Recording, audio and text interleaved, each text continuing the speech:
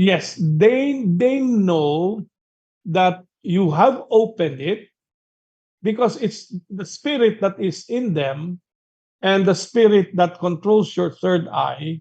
They they have they have kind of relationship, as it were. So they know. If you close it, they say they can see as if there is a scar on that area where it used to be. That is why if you close your third eye using God's grace, that is, it was properly closed by the church, there is still a scar there, and the witches notice it. So they would try to irritate it to make you open it again. So that this time around, it's the spirit in them that would control that third eye of yours. So the advice that we give, because that it means they're going to irritate it, you counter it with prayers. When you sense, because the longer you've been using the third eye, there's already that kind of sensitivity. So if you close it, you don't see spirits anymore, you don't sense it, but there is still kind of remnant, vestiges of that sensitivity. So you do not look at the person that is sending the feeler. You counter it with prayers. Either you start to pray and ask the Lord to help you. You ask Saint Michael.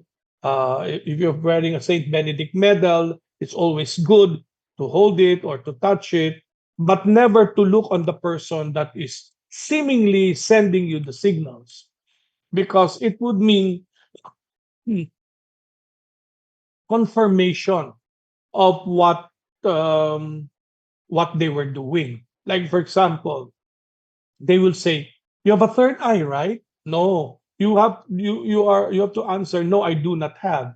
You should not answer, "I used to, but I had it closed." Why? Because the spirit in that person would attempt to irritate it and have it open. So the answer is always no, I do not have, I do not have, I do not have. So even if they see that you have the scar, it's still, you're ignoring them. You're not falling into their trap. So that is what it is. I would like to have it like a simple analogy. When you have a wound and it starts to form a uh, a scab and a scar. That scar at times gets irritated. It becomes itchy.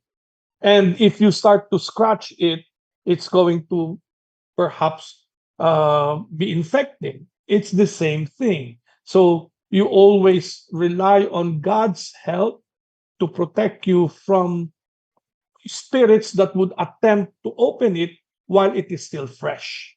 So that's how it is. And we have advised, for example, people that we have recently closed the third eye, that they can put exorcise oil on that forehead if they think that it's being irritated, so that they will always have that grace of God uh, present in them, working in their life.